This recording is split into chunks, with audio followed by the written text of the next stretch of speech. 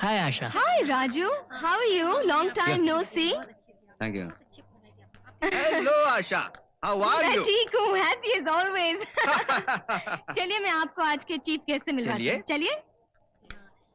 Ashok, meet squadron leader Sharma, daddy के बहुत अच्छे फ्रेंड हैं। आजकल यहाँ पोस्टेड हैं। Nice meeting you. My pleasure. लीजिए मिस्टर अशोक, मैंने अपने हाथ से ये प्लेट आपके लिए बनाई है। अरे अरे, ये क्या किया मैडम आपने? क्यों, क्या हुआ? ये तो मच्छी बिल्कुल नहीं खाते। इनके लिए तो मैंने खास तौर से दम आलू और नरगिसी कोफ्ते बनवाए हैं। मैं अभी लाई।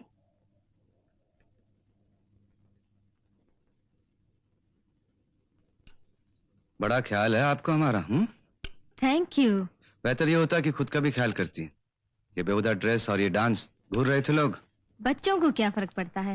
सर्दी लग जाती। मेरे पास तो ढांपने के लिए कुछ भी नहीं है। अगर आपके पास कुछ है तो ढांप दीजिए। ओह आई सी है।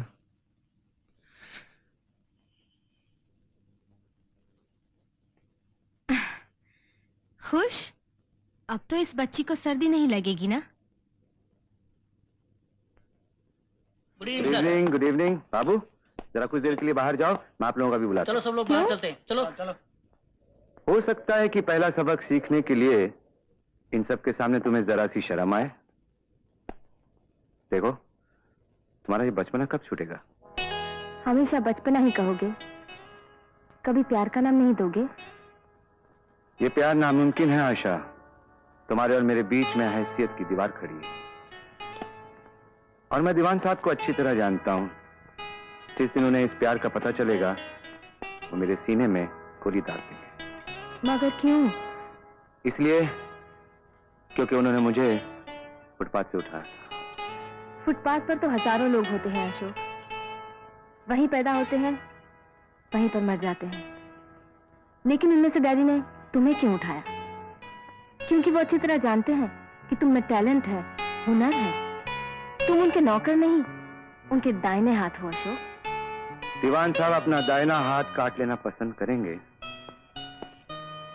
लेकिन उसे अपनी इकलौती बेटी का हाथ देना पसंद नहीं करेंगे। ये जानकर भी कि उनकी बेटी बैठते उठते सोते जागते आंखों में सिर्फ तुम्हारी तस्वीरें घूमती रहती है। हर तस्वीर के दो पहलू होते हैं। इस तस्वीर का एक पहलू तुम देख चुकी हो आशा, तस्वीर का दूसरा पहलू नहीं देखा तुमने। अशोक, क्या तुम किसी दूसरी लड़की से प्यार करते हो? रुक जा बेटी, रुक जा, रुक जा बेटी, ऐसा मत कर बेटी, रेनू। नहीं बेटी, नहीं नहीं नहीं नहीं नहीं।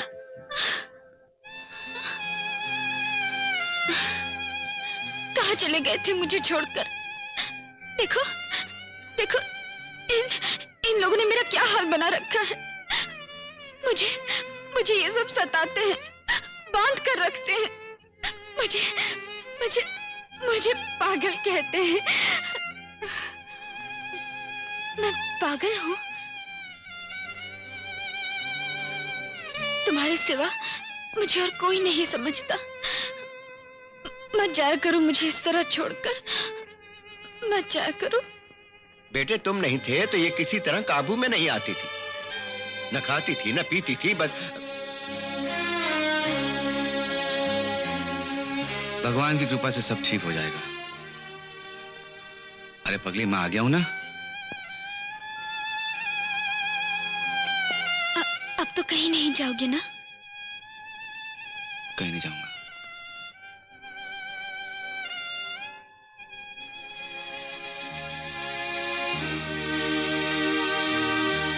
ये कौन है? रेनू, ये आशा है। तुम्हारी कौन है? ये मेरी दोस्त है। तो फिर मेरी कौन है? तुम्हारी भी दोस्त है। मेरी दोस्त हो तो फिर मेरे पास आओ। रुक जा बेटी, इसके पास मत जाना, इसका कोई भरोसा नहीं। कैसी बातें करते हैं आप? अरे रेनू तो बहुत अच्छी लड़की है। ये तो किसी को परेशान नहीं करती, किसी को तंग नहीं करती। आओ बेटा, आओ। रेनू, ए रेनू, रेनू, तुमने खाना क्यों नहीं खाया? तुम नहीं होते तो मुझे कुछ अच्छा नहीं लगता। लेकिन अब मैं तुम्हारे पास हूं। रामू, रेनू का खाना लगाओ।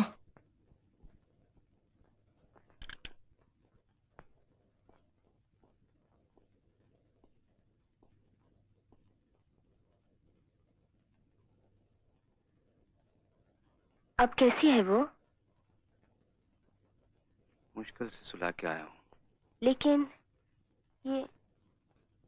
ये है कौन? रेनू ना मेरी बहन है ना बीवी। तो फिर क्या रिश्ता है इसका तुमसे? एक अजीबोगरीब रिश्ता हम दोनों के दरमियान, जिसका कोई मतलब नहीं, कोई माने नहीं, शायद कोई नाम भी नहीं। क्या मतलब? मैं समझी नहीं। आशा, मैं जेजे स्कूल ऑफ आर्ट्स में पढ़ता था। रेनू मेरी जूनियर थी, मुझसे सीखती थी। गरीबी से लड़ाई और पढ़ाई की उलझन में ना खाने का ठिकाना था ना पीने का, लेकिन ये मेरी एक एक बात का ख्याल रखती थी। कॉलेज का आखिरी साल था और मेरे पास फीस भरने के लिए पैसे भी नहीं थे। अरे अशोक, हाँ? तुम अभी तक गए नहीं? पेपर भरने का वक्त हो गया है। वो फीस नहीं भरी ना। ओहो, मैं अभी ऑफिस से आ रही हूँ, किसी ने तुम्हारी फीस भर दी है। ये रहा तुम्हारा रोल नंबर। मेरी फीस? हाँ। भला कौन भर सकता है? ओहो, ये वक्त पूछताछ का नहीं है, पेपर देने का है। जल्दी जाओ। बेस्ट लेकिन- ऑफ लक। लेकिन- जाओ ना।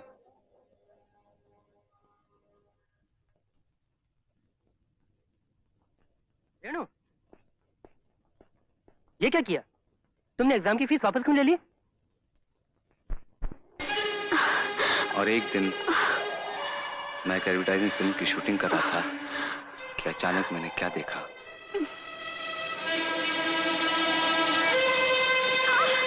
छोड़ दो मुझे। नहीं, रेनू, छोड़ दो मुझे। रेनू, तुम ये क्या कर रही हो तुम? अरे मैं अशोक हूँ, अशोक। अशोक? हाँ रेनू, मैं अशोक। हम लोग आर्ट कॉलेज में साथ साथ थे। लेकिन तुम आत्महत्या क्यों कर रही थी? हाँ, किसने बनाई तुम्हारी ऐसी हालत? बोल ना। हाँ बोल। रेनू, रेनू को जब होश आया वो अपने सारे होश खो बैठी थी। Oh my God. लेकिन उसका घर बार, उसके माँ बाप? उनका भी पता नहीं चला। फिर मेरी जमीर ने गवारा नहीं किया कि मैं उसे पागल खाने या दुनिया के रहमो करम पे छोड़ दूं।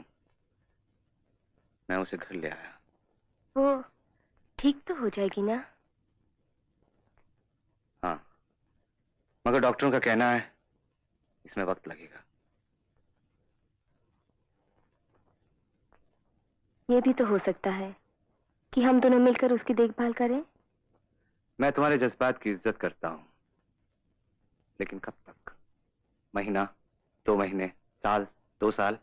इसलिए नहीं कि तुम्हारे जज्बात रेनू के लिए कम हो जाएंगे, बल्कि इसलिए कि मेरी तरफ से हर रोज तुम्हें निराश होना पड़ेगा, क्योंकि मैं तुमसे शादी तब तक नहीं कर सकता जब तक रेनू पूरी तरह से ठीक ना हो जाए और उसके लिए एक अच्छा सा लड़का ढूंढकर उसकी शादी ना कर दूं। ये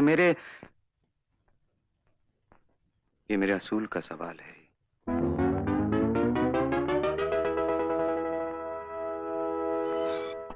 अशोक, मैं कहती हूँ दरवाजा खोलो, मुझसे रहा नहीं जाता। अशोक प्लीज दरवाजा खोलो। आओ रेनू। अरे तुम देख सकते हो? मैंने तुमसे कहा था ना कि सब ठीक हो जाएगा। आशा कहाँ है? नजर नहीं आ रही। मुझे क्या पता, मैं जब वहां आई तो तुम बीच पर बेहोश पड़े थे। दूर दूर तक किसी का कोई पता न था। मेरा दिल कहता है अशोक, कोई ना कोई गड़बड़ जरूर है। बीच पर तुम्हारी ये गोली लगना आशा का अचानक होटल से गायब हो जाना, कहीं ऐसा तो नहीं कि ये सब आशा ऐसी बात कभी सोचना भी नहीं। रेनू, तुम जानती नहीं आशा मुझसे कितना प्यार करती है। प्यार करती होती तो तुम्हें यूं छोड़कर भाग न जाती। प्यार करने वाले सारी दुनिया को छोड़ देते हैं, अपने प्यार को नहीं।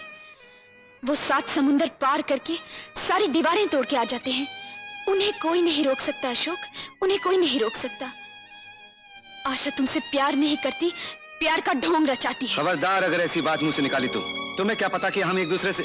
अरे तुमने कभी किसी से प्यार किया हो तो पता चले ना। हाँ,